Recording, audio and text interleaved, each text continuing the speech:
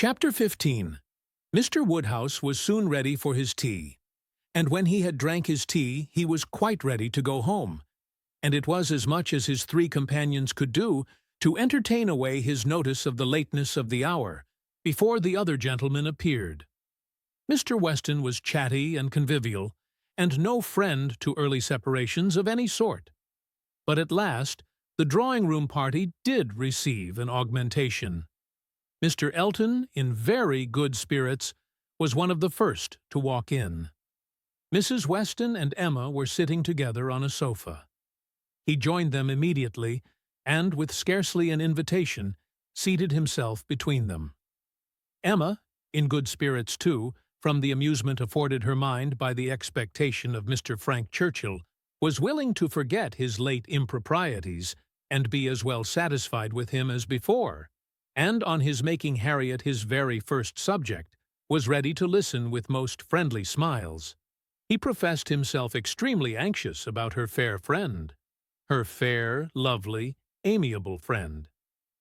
Did she know? Had she heard anything about her since their being at Randall's? He felt much anxiety. He must confess that the nature of her complaint alarmed him considerably.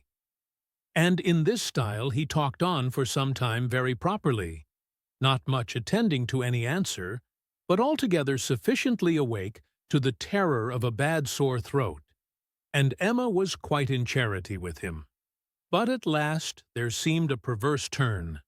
It seemed all at once as if he were more afraid of its being a bad sore throat on her account than on Harriet's, more anxious that she should escape the infection than that there should be no infection in the complaint.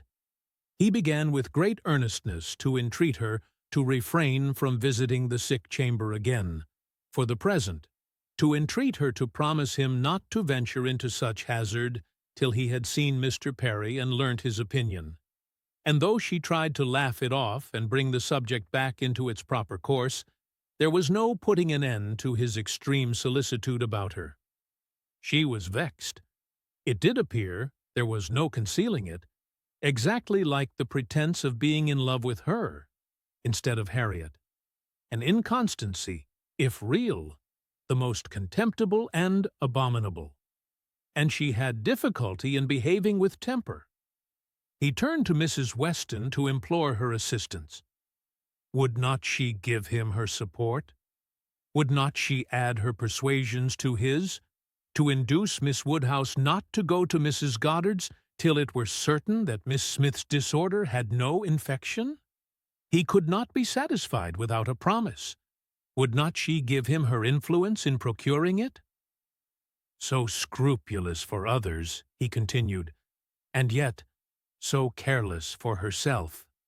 She wanted me to nurse my cold by staying at home today, and yet will not promise to avoid the danger of catching an ulcerated sore throat herself. Is this fair, Mrs. Weston? Judge between us.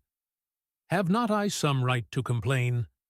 I am sure of your kind support and aid. Emma saw Mrs. Weston's surprise, and felt that it must be great, at an address which, in words and manner, was assuming to himself the right of first interest in her. And as for herself, she was too much provoked and offended to have the power of directly saying anything to the purpose. She could only give him a look, but it was such a look as she thought must restore him to his senses, and then left the sofa, removing to a seat by her sister, and giving her all her attention. She had not time to know how Mr. Elton took the reproof, so rapidly did another subject succeed. For Mr. John Knightley now came into the room from examining the weather, and opened on them all with the information of the ground being covered with snow, and of it still snowing fast, with a strong drifting wind, concluding with these words to Mr. Woodhouse, "This will prove a spirited beginning of your winter engagements, sir. Something new for your coachman and horses to be making their way through a storm of snow." Poor Mr. Woodhouse was silent from consternation, but everybody else had something to say. Everybody was either surprised or not surprised, and had some question to ask, or some comfort to offer. Mrs. Weston and Emma tried earnestly to cheer him and turn his attention from his son-in-law, who was pursuing his triumph rather unfeelingly. "I admired your resolution very much, sir," said he, "in venturing out in such weather, for of course you saw there would be snow very soon. Everybody must have seen the snow coming on. I admired your spirit, and I dare say we shall get home very well. Another hour or two's snow can hardly make the road impassable. And we are 2 carriages. If one is blown over in the bleak part of the common field there, will be the other at hand. I dare say we shall be all safe at Hartfield before midnight." Mr. Weston, with triumph of a different sort, was confessing that he had known it to be snowing some time, but had not said a word, lest it should make Mr. Woodhouse uncomfortable and be an excuse for his hurrying away. As to there being any quantity of snow fallen, or likely to fall to impede their return, that was a mere joke. He was afraid they would find no difficulty. He wished the road might be impassable, that he might be able to keep them all at Randalls, and with the utmost goodwill was sure that accommodation might be found for everybody, calling on his wife to agree with him, that with a little contrivance everybody might be lodged, which she hardly knew how to do, from the consciousness of there being but 2 spare rooms in the house. "What is to be done, my dear Emma? What is to be done?" was Mr. Woodhouse's first exclamation, and all that he could say for some time. To her he looked for comfort, and her assurances of safety, her representation of the excellence of the horses and of James, and of their having so many friends about them, revived him a little. His eldest daughter's alarm was equal to his own. The horror of being blocked up at Randalls, while her children were at Hartfield, was full in her imagination, and, fancying the road to be now just passable for adventurous people, but in a state that admitted no delay, she was eager to have it settled, that her father and Emma should remain at Randalls, while she and her husband set forward instantly through all the possible accumulations of drifted snow that might impede them. "You had better order the carriage directly, my love," said she. "I dare say we shall be able to get along if we set off directly, and if we do come to anything very bad, I can get out and walk. I am not at all afraid. I should not mind walking half the way. I could change my shoes, you know, the moment I got home, and it is not the sort of thing that gives me cold." "Indeed," replied he. "Then, my dear Isabella, it is the most extraordinary sort of thing in the world, for in general everything does give you cold. Walk home. You are prettily shod for walking home, I dare say. It will be bad enough for the horses." Isabella turned to Mrs. Weston for her approbation of the plan. Mrs. Weston could only approve. Isabella then went to Emma, but Emma could not so entirely give up the hope of their being all able to get away. And they were still discussing the point when Mr. Knightley, who had left the room immediately after his brother's first report of the snow, came back again, and told them that he had been out of doors to examine, and could answer for there not being the smallest difficulty in their getting home, whenever they liked it, either now or an hour hence. He had gone beyond the sweep, some way along the Highbury road. The snow was nowhere above half an inch deep, in many places hardly enough to whiten the ground.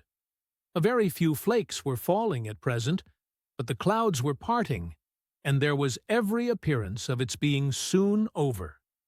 He had seen the coachman, and they both agreed with him in there being nothing to apprehend. To Isabella, the relief of such tidings was very great, and they were scarcely less acceptable to Emma on her father's account, who was immediately set as much at ease on the subject as his nervous constitution allowed. But the alarm that had been raised could not be appeased so as to admit of any comfort for him while he continued at Randalls. He was satisfied of there being no present danger in returning home, but no assurances could convince him that it was safe to stay.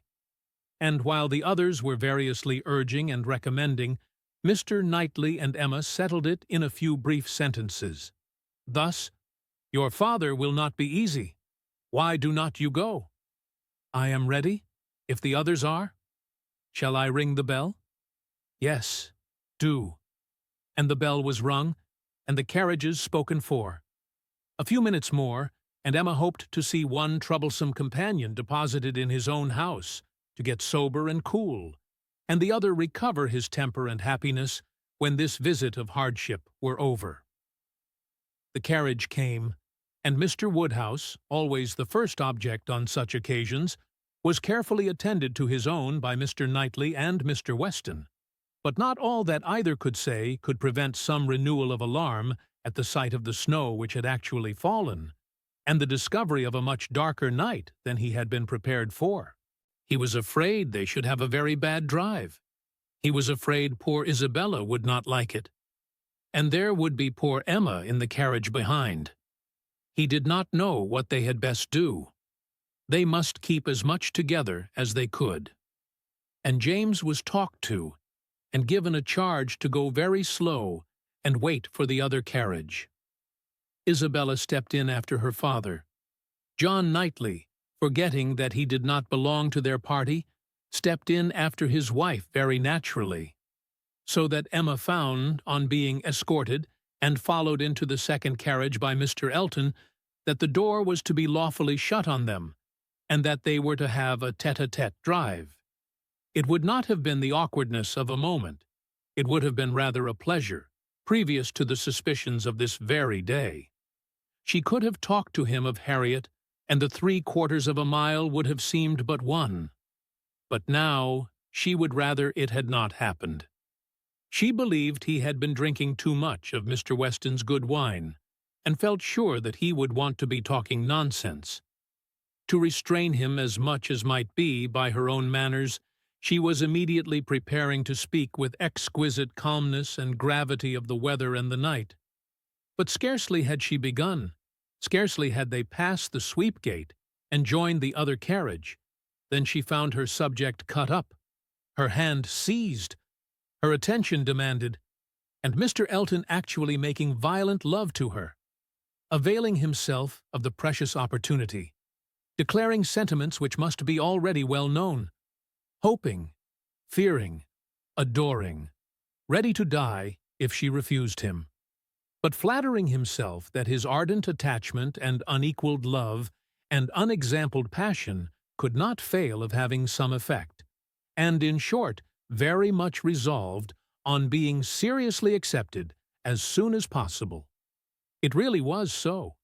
Without scruple, without apology, without much apparent diffidence, Mr. Elton, the lover of Harriet, was professing himself her lover. She tried to stop him, but vainly. He would go on and say it all. Angry as she was, the thought of the moment made her resolve to restrain herself when she did speak. She felt that half this folly must be drunkenness, and therefore could hope that it might belong only to the passing hour. Accordingly, with a mixture of the serious and the playful, which she hoped would best suit his half-and-half state, she replied, "I am very much astonished, Mr. Elton. This to me. You forget yourself. You take me for my friend. Any message to Miss Smith I shall be happy to deliver, but no more of this to me, if you please." Miss Smith? Message to Miss Smith? What could she possibly mean? And he repeated her words with such assurance of accent, such boastful pretense of amazement, that she could not help replying with quickness, "Mr. Elton, this is the most extraordinary conduct, and I can account for it only in one way. You are not yourself, or you could not speak either to me or of Harriet in such a manner. Command yourself enough to say no more, and I will endeavor to forget it." But Mr. Elton had only drunk wine enough to elevate his spirits, not at all to confuse his intellects. He perfectly knew his own meaning, and having warmly protested against her suspicion as most injurious, and slightly touched upon his respect for Miss Smith as her friend, but acknowledging his wonder that Miss Smith should be mentioned at all, he resumed the subject of his own passion, and was very urgent for a favorable answer. As she thought less of his inebriety, she thought more of his inconstancy and presumption, and with fewer struggles for politeness, replied, "It is impossible for me to doubt any longer. You have made yourself too clear. Mr. Elton, my astonishment is much beyond anything I can express. After such behavior as I have witnessed during the last month, to Miss Smith, such attentions as I have been in the daily habit of observing, to be addressing me in this manner, this is an unsteadiness of character indeed, which I had not supposed possible. Believe me, sir, I am far, very far, from gratified in being the object of such professions." "Good heaven!" cried Mr. Elton. "What can be the meaning of this?" "Miss Smith, I never thought of Miss Smith in the whole course of my existence, never paid her any attentions but as your friend, never cared whether she were dead or alive, but as your friend. If she has fancied otherwise, her own wishes have misled her, and I am very sorry, extremely sorry. But Miss Smith, indeed! Oh, Miss Woodhouse! Who can think of Miss Smith when Miss Woodhouse is near? No, upon my honor, there is no unsteadiness of character. I have thought only of you. I protest against having paid the smallest attention to anyone else. Everything that I have said or done for many weeks past has been with the sole view of marking my adoration of yourself. You cannot really, seriously, doubt it. No, in an accent meant to be insinuating. I am sure you have seen and understood me. It would be impossible to say what Emma felt on hearing this, which of all her unpleasant sensations was uppermost.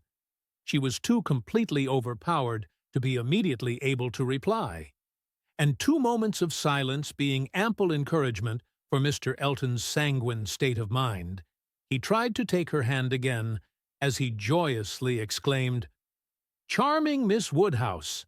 Allow me to interpret this interesting silence. It confesses that you have long understood me."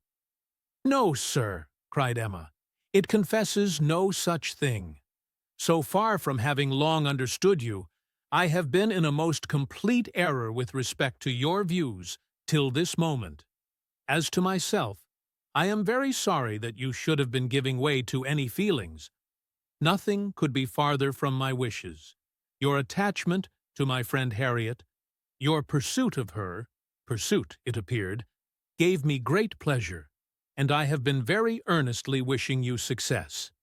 But had I supposed that she were not your attraction to Hartfield, I should certainly have thought you judged ill in making your visits so frequent. Am I to believe that you have never sought to recommend yourself particularly to Miss Smith? That you have never thought seriously of her?" "Never, madam," cried he, affronted in his turn. "Never, I assure you. I think seriously of Miss Smith. Miss Smith is a very good sort of girl, and I should be happy to see her respectably settled. I wish her extremely well. And no doubt there are men who might not object to. Everybody has their level. But as for myself, I am not, I think, quite so much at a loss. I need not so totally despair of an equal alliance as to be addressing myself to Miss Smith. No, madam, my visits to Hartfield have been for yourself only, and the encouragement I received." "Encouragement! I give you encouragement. Sir, you have been entirely mistaken in supposing it. I have seen you only as the admirer of my friend. In no other light could you have been more to me than a common acquaintance. I am exceedingly sorry, but it is well that the mistake ends where it does. Had the same behavior continued, Miss Smith might have been led into a misconception of your views, not being aware, probably, any more than myself, of the very great inequality which you are so sensible of. But, as it is, the disappointment is single, and, I trust, will not be lasting. I have no thoughts of matrimony at present." He was too angry to say another word, her manner too decided to invite supplication, and in this state of swelling resentment and mutually deep mortification, they had to continue together a few minutes longer, for the fears of Mr. Woodhouse had confined them to a foot-pace. If there had not been so much anger, there would have been desperate awkwardness, but their straightforward emotions left no room for the little zigzags of embarrassment.